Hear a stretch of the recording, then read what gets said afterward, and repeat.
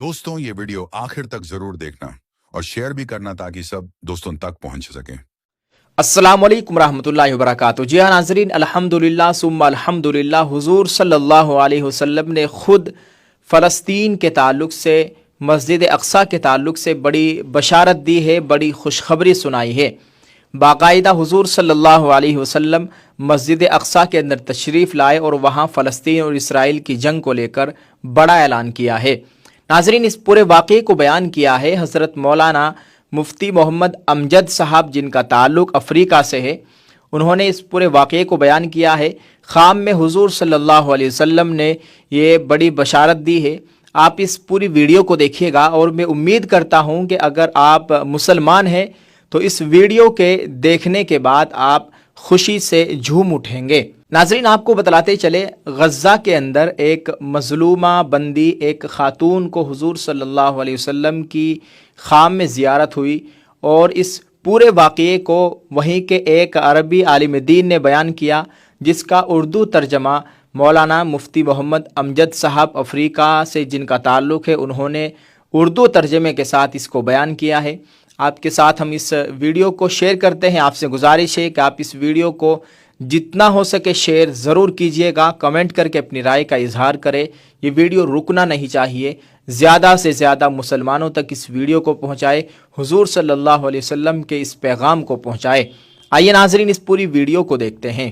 بسم اللہ الرحمن الرحیم، نحمدہ ونصلی ونسلم علی رسولہ الکریم، اما بعد۔ میرے عزیزو، یہ ایک خواب ہے، بشارت، اور یہ حق ہے۔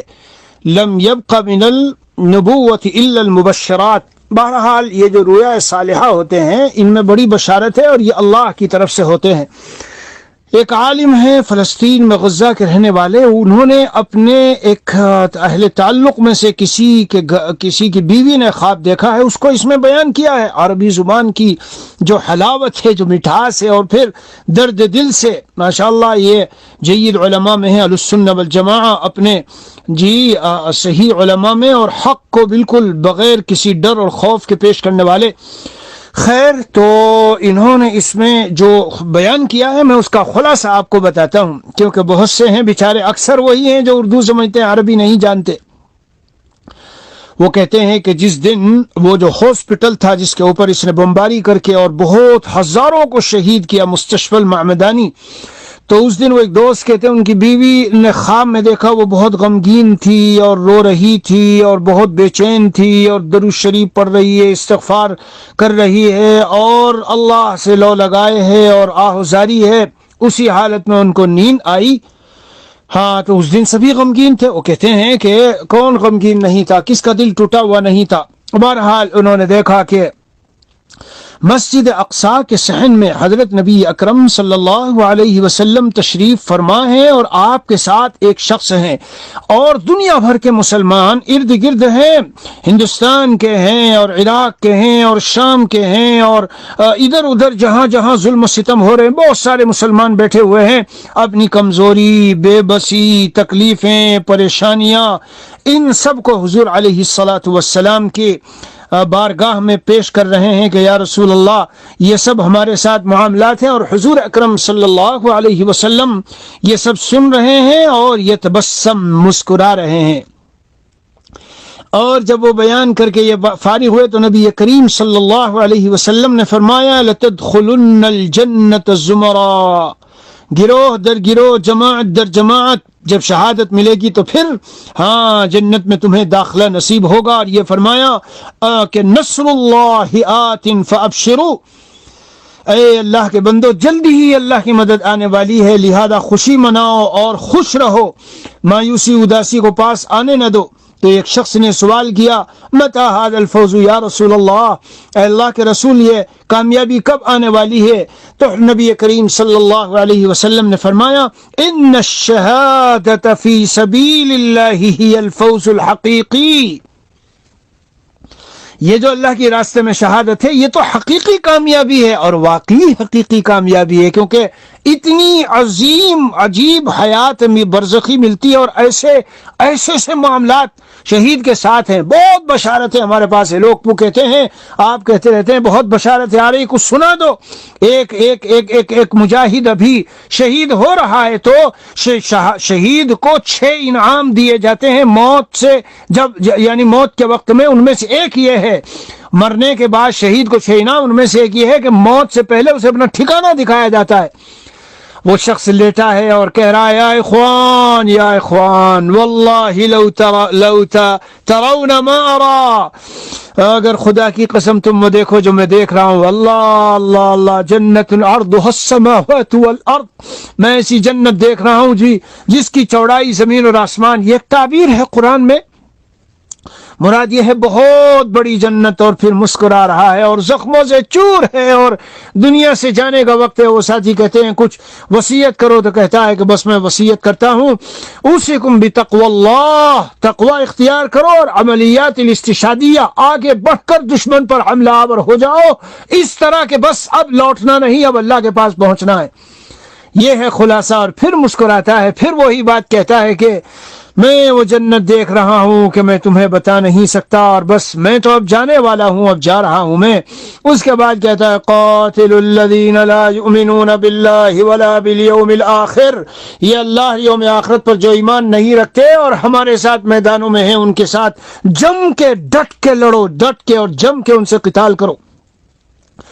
ایسی چیزیں ہیں یہ ہے کہ ایمان والے کے ایمان کو بڑھا دیتی ہے۔ خیر، میں دوسری طرف چلا گیا تو فابشروا، نبی کریم صلی اللہ علیہ وسلم نے فرمایا حقیقی کامیابی یہ ہے جو شہادت ہے۔ اور اس کے بعد نبی کریم علیہ الصلاۃ والسلام نے اپنی مکی زندگی میں پیش آئے ہوئے حالات کے، بھوک تھی، پیاس تھی، دشمن کی طرف سے حصار تھا، محاصرہ تھا، ہجرت تھی، اپنے وطن کاروبار کو سب کو چھوڑ دینا تھا، اور نبی علیہ الصلاۃ والسلام صحابہ کرام کو اس وقت میں صبر کی تلقین فرماتے تھے۔ بیچ میں یہ خطیب جو خواب بیان کر رہے ہیں وہ کہتے ہیں یہ دلیل ہے اس بات کی کہ اس راہ میں جمنا اور ثابت قدمی اور صبر اور ڈٹے رہنا، یہ بس دلیل ہے کہ کامیابی آنے والی ہے اور اللہ کی مدد آنے والی ہے۔ پھر دوبارہ اس شخص نے کہا کہ متی ھذا الفوز یا رسول اللہ، یہ کامیابی کب ہوگی؟ نبی علیہ الصلاۃ والسلام نے پھر سے جواب ارشاد فرمایا ان الشہادۃ ہی الفوز الحقیقی، حقیقی کامیابی یہ ہے کہ ایک مرد مومن کو شہادت مل جائے۔ اس کے بعد نبی کریم صلی اللہ علیہ وسلم اپنے مقام سے اٹھ کھڑے ہوئے اور ایسا عظیم الشان لشکر حضور علیہ الصلوۃ والسلام کے ساتھ ہے، کہتے ہیں لا تعد ولا تحصى، جس کی کوئی گنتی نہیں ہے۔ اجسامہم ضخمہ، ان کے جسم بہت بڑے بڑے ہیں اور ان کے چہرے نور ہیں، نور۔ ان کے ہاتھوں میں بڑے عجیب قسم کے تلواریں ہیں اور نیزے ہیں وغیرہ اور ہتھیار لیے ہوئے ہیں۔ نبی کریم صلی اللہ علیہ وسلم نے فرمایا کہ یہ ستنصرون بہذا الجیش، یہ لشکر ہیں اللہ کے جن کے ذریعے سے تمہاری مدد کی جائے گی۔ اور حضور علیہ الصلاۃ والسلام نے پھر ثم اشار لهم للجيش ان يقتلوا هؤلاء، نبی علیہ الصلاۃ والسلام نے اس لشکر کو اشارہ کیا ان سب کو قتل کرو جو بہت سے دشمن سامنے تھے وہاں، اور وہ کون تھے؟ ہؤلاء الیہود، یہودیوں کو قتل کرو۔ وہ جو لشکر تھا وہ یہودیوں کو قتل کر کے ان کے ٹکڑے ٹکڑے کرنے لگا۔ ففرح المسلمون بنصر اللہ، اور مسلمان اللہ کی مدد کو دیکھ کے خوش ہو گئے۔ فسألته فی الرؤیا، تو یہ جو خاتون جو اللہ کی نیک بندی جس نے ایک خواب دیکھا تھا، اس نے پوچھا کہ خواب ہی میں پوچھا انت محمد رسول اللہ، آپ ہی محمد اللہ کے رسول ہیں؟ تو حضور علیہ الصلاۃ والسلام نے فرمایا خدا کی قسم میں ہی تمہارا نبی محمد صلی اللہ علیہ وسلم ہوں۔ اور یہی خواب ختم ہوا۔ میرے ایک بہت اللہ والے استاد تھے، نابینا تھے، ایک بار انہوں نے حضور علیہ الصلاۃ والسلام سے خواب میں درخواست کی یا رسول اللہ میری سفارش فرما دینا۔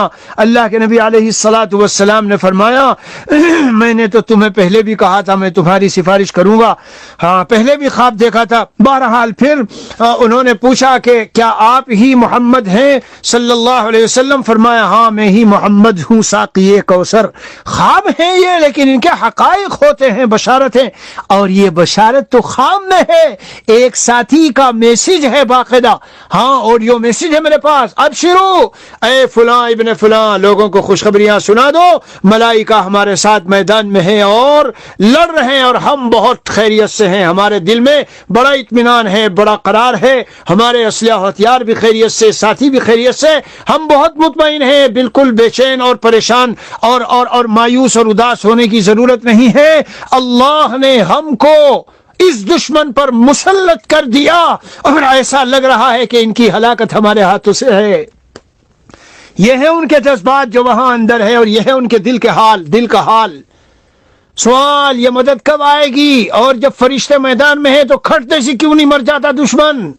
میرے پیارو، یہ اللہ کا نظام نہیں ہے۔ وَلَوْ شَاءَ اللَّهُ لَانتَصَرَ مِنْهُمْ وَلَكِنْ لِيَبْلُوَ بَعْضَكُمْ بِبَعْضٍ، یہ امتحان کی جگہ ہے، کب، کس طرح، کتنے دن، کیسے، کہاں اور کیا نوعیت اور کس طرح، یہ ہمارے ہاتھ میں نہیں ہے۔ خواب میں نے اس کا خلاصہ بھی بتا دیا اور کچھ ایک دو بات اضافے کی بھی بتا دی، سنو اور اطمینان رکھو کہ یہ جو ہماری دعائیں ہیں یہ اللہ کے عرش کو ہلا دیں گی انشاءاللہ، اور وہاں سے ایسی مدد اترے گی کہ یہ جو منافقین حکمران بیٹھے ہیں یہاں، یہ سب ہل جائیں گے کہ کیا ہو رہا ہے۔